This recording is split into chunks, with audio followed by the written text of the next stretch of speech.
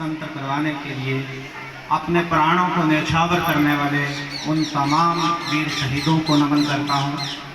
साथ ही नमन करता हूँ अपने देश के उन कर्मठ सिपाहियों को, वीर सैनिकों को, जो सीमाओं पे अपनी छातियां तान कर खड़े हैं कि किसी दुश्मन की इतनी हिम्मत नहीं कि हमारी ओर आंखें उठा के भी देख सके।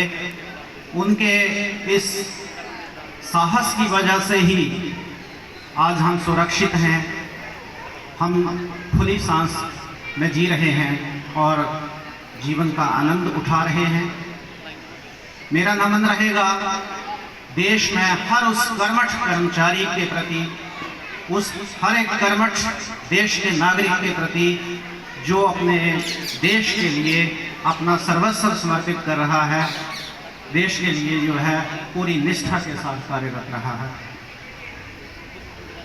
साथ ही आज जो स्वतंत्रता दिवस का पावन अवसर हमें प्राप्त हुआ है, उसके लिए आप सबको मेरी तरफ से बहुत बहुत हार्दिक शुभकामनाएं, बधाई हो।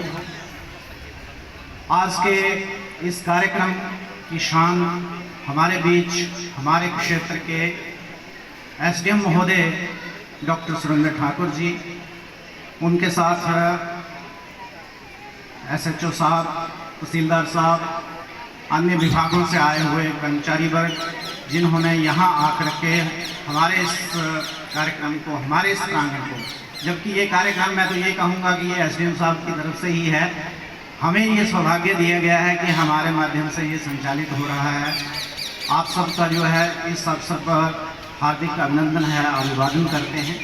इसके अलावा हमारे बीच जो है अभिभावक लोग आए हैं, क्षेत्र के कुछ हमारे प्रतिष्ठित बंधु जो हैं हमारा हौसला बढ़ा रहे हैं और आज़ादी के इस पावन अवसर पर वो अपनी उपस्थिति दर्ज करके एक अपने आप को भी और हमें भी जो है गौरवान्वित कर रहे हैं। अभिभावक जन हैं, हमारे बच्चे हैं। इसके अतिरिक्त दूसरे हमारे प्रतापगढ़ स्कूल के बच्चों की प्रस्तुति हुई है, ये भी हमारे बीच आए हैं, इनके अध्यापक साथी आए हैं, इन सब का भी हार्दिक अभिनंदन, स्वागत करते हैं। मुझे बहुत ज़्यादा बात नहीं करनी है। वैसे तो आज़ादी का ये स्वतंत्रता दिवस जो हम मना रहे हैं, इससे बड़ा पर्व तो देश के लिए कोई दूसरा हो नहीं सकता, क्योंकि राष्ट्र से बड़ा कोई दूसरी चीज़ है नहीं। और जब पर्व राष्ट्र का है तो उससे बड़ा पर्व कोई दूसरा हो नहीं सकता।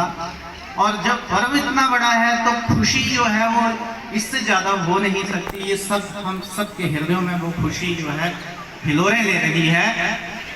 ये खुशी बनी रहे, ये हिलोर बनी रहे। ये 26 जनवरी और 15 अगस्त का सामयिक देशभक्ति ना झलके, बल्कि हमारे हृदयों में सदैव अपने राष्ट्र की धड़कन जो है धड़कती रहे।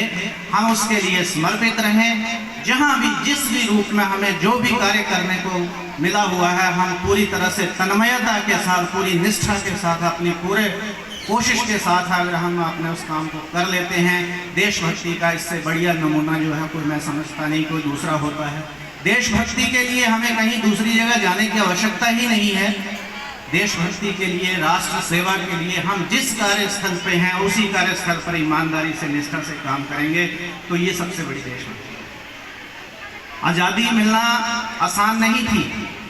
उसके लिए जैसे हमें पता है कि बहुत सारे वीर सपूतों ने अपने सर्वोच्च बलिदान दिए हैं, अपने प्राण न्यौछावर किए हैं, तो आज आज़ादी हमें दे दी है। और अगर हम कभी भूले से भी कहते हैं कि नहीं चाहिए हमें आज़ादी, नहीं नहीं ऐसा मत बोलिए। हाँ, उस आज़ादी को प्राप्त करना मुश्किल था तो उसे सहेजना मैं समझता हूँ उससे ज़्यादा कठिन काम है। और वो सहेजने का कार्य जो है ये हमें करना है।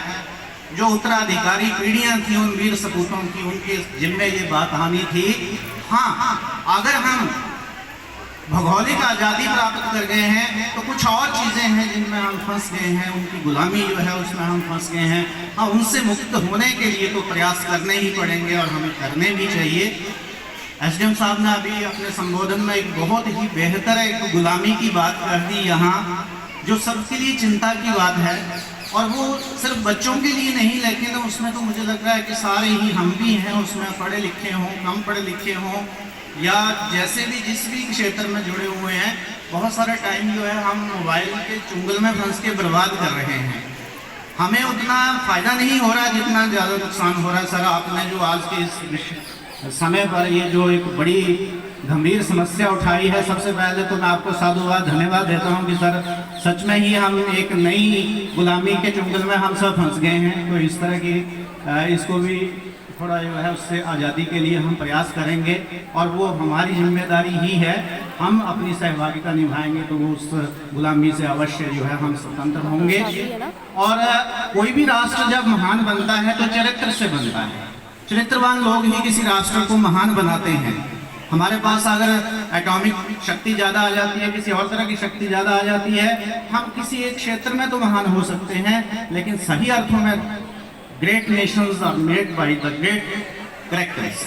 अगर हमारे पास चरित्रवान लोग होंगे तो देश जो है वो महान बनता है। और चरित्रवान होने का मार्ग जो है ये हमारे विद्यालयों के प्रांगण और कक्षा कक्ष से निकलता है।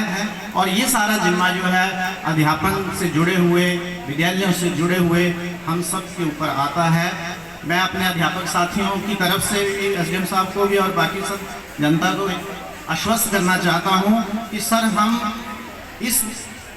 इस बात को आगे रखकर काम करेंगे, कर भी रहे हैं, कि हम सिर्फ बच्चों को पढ़ा नहीं रहे हैं, हम अपने देश के लिए शिल्पकार का काम कर रहे हैं। हम एक शिल्पी हैं जो देश के लिए हम चरित्रवान सक्षम विद्यार्थी जो है उनको ट्रेन करके आगे भेजेंगे, और जो राष्ट्र की ताकत बनेंगे, और वो उस चरित्र पर हम काम करेंगे। वैल्यू जो है उनको महत्व दिया जाएगा, और उसी पे काम करते हुए वैल्यू पर जो है मूल्यवान शिक्षा जो है उसको महत्व देते हुए आगे बढ़ेंगे।